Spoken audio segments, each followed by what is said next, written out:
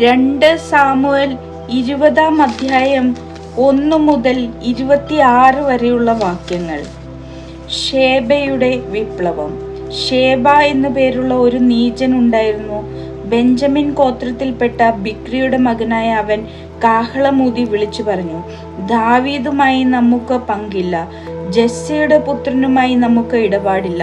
ഇസ്രായേലെ, നിങ്ങൾ വീട്ടിലേക്ക് മടങ്ങുവിൻ. അങ്ങനെ ഇസ്രായേല്യർ ദാവീദിനെ വിട്ട് ബിക്രിയുടെ മകൻ ഷേബയോട് ചേർന്നു. യൂദായിലെ ജനമാകട്ടെ ദാവീദ് രാജാവിനോട് കൂടെ ഉറച്ചു നിന്ന് ജോർദാൻ മുതൽ ജെറുസലേം വരെ അവനെ അനുഗമിച്ചു. ദാവീദ് ജെറുസലേമിൽ തന്റെ കൊട്ടാരത്തിലെത്തി. കൊട്ടാരം സൂക്ഷിക്കാൻ ഏൽപ്പിച്ചിരുന്ന 10 ഉപനാരികളെ തടങ്കലിലാക്കി അവരുടെ ജീവിതാവശ്യങ്ങൾ നൽകിയെങ്കിലും അവരുമായി അവൻ ശയിച്ചില്ല. അവൻ മരണം വരെ വീട്ടുതടങ്കലിൽ വിധവകളെ പോലെ ജീവിച്ചു. രാജാവ് അമാസയോട് പറഞ്ഞു, യൂദായിലെ പുരുഷന്മാരെയും കൂട്ടി 3 ദിവസത്തിനകം എൻ്റെ മുൻപിൽ വരിക. അമാസ അവരെ വിളിച്ചു കൂട്ടാൻ പോയി. എന്നാൽ രാജാവ് കൽപ്പിച്ചിരുന്ന സമയത്ത് അവർ തിരിച്ചെത്തിയില്ല.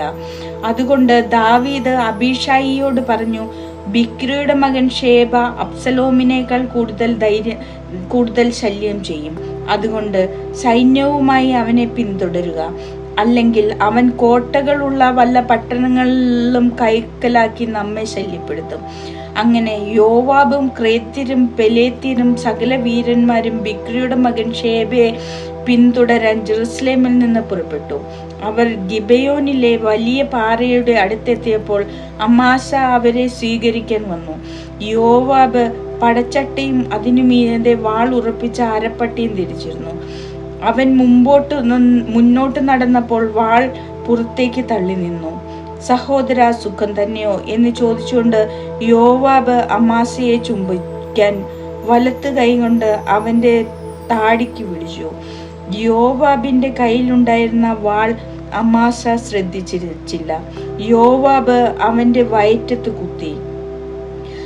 കുടൽ തറയിൽ തെറിച്ചു വീണു. 2ാമത് കുത്തേണ്ടി വന്നില്ല. അവൻ മരിച്ചു. പിന്നെ യോവാബും അവന്റെ സഹോദരൻ അബിഷായിയും ബിക്രിയുടെ മകൻ ഷേബയെ അനുധാവനം ചെയ്തു. യോവാബിന്റെ പടയാളികളിൽ ഒരുവൻ അമാസയുടെ ശരീരത്തിനരികെ നിന്ന് വിളിച്ചു പറഞ്ഞു, യോവാബിന്റെയും ദാവീദിന്റെയും പക്ഷത്തുള്ളവർ യോവാബിനെ അനുഗമിക്കട്ടെ. അമാസയുടെ ശരീരം രക്തത്തിൽ മുങ്ങി വഴിമധ്യേ കിടക്കുകയായിരുന്നു. കടന്നു വന്നവർ അത് കണ്ടിരുന്നു. എല്ലാവരും നിൽക്കുന്നു എന്ന് കണ്ടിട്ട് ഒരുവൻ അമാസയുടെ ശരീരം വലിച്ച് വയലിലിട്ട് ഒരു തുണി കൊണ്ട് മൂടി.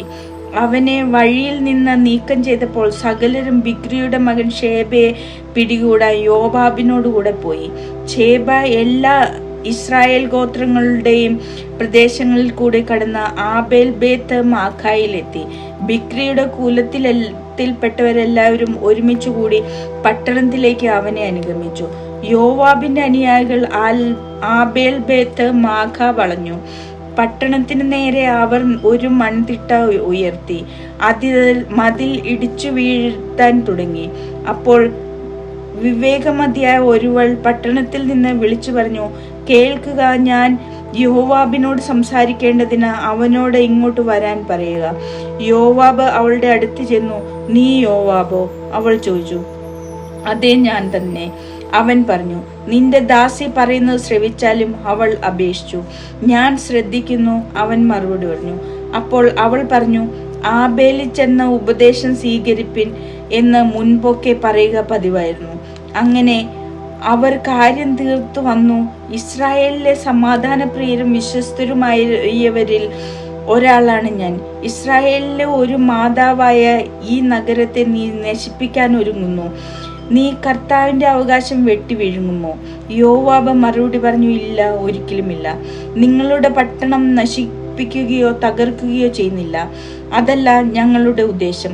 എഫ്രായിം മലനാട്ടിൽ നിന്നുള്ള ബിക്രിയുടെ മകൻ ഷേബ എന്നൊരുവൻ ദാവീദ് രാജാവിനെതിരെ കരം ഉയർത്തിയിരിക്കുന്നു. അവനെന്നെ മാത്രം ഏൽപ്പിച്ചു തരിക. ഞാൻ പട്ടണം വിട്ട് പോയിക്കൊള്ളാം. ഇതാ അവന്റെ തല മതിലിന് മീതെ കൂടി നിന്റെ അടുത്തേക്ക് എറിഞ്ഞു തരാം. അവൾ പറഞ്ഞു. അവൾ ജനത്തെ സമീപിച്ച് തന്റെ ജ്ഞാനത്താൽ അവരെ സമ്മതിപ്പിച്ചു. ബിക്രിയുടെ മകൻ ഷേബയുടെ തല അവർ വെട്ടി യോവാബിന്റെ അടുത്തേക്ക് എറിഞ്ഞു കൊടുത്തു. അവൻ കാഹളമൂതി സൈന്യം പട്ടണം വിട്ട് സ്വന്തം വീടുകളിലേക്ക് പോയി. യോവാബ് ജെറുസലേമിൽ രാജാവിന്റെ അടുത്തേക്കും. യോവാബ് ഇസ്രായേൽ സൈന്യത്തിന്റെ അധിപനായിരുന്നു. യഹോയാദയുടെ മകൻ ബനായ ക്രേത്യരുടെയും പെലെത്യരുടെയും തലവനും. അദോറാമിന് അടിമകളുടെ മേൽനോട്ടമായിരുന്നു. അഹിലൂദിന്റെ മകൻ അഹോഷാഫാത്ത് എഴുത്തുകാരനും ഷെവാ കാര്യസ്ഥനും സദോക്കും അബിയാദറും പുരോഹിതന്മാരും ആയിരുന്നു. ജായിറുകാരൻ ഈരയും ദാവീദിന്റെ പുരോഹിതനായിരുന്നു.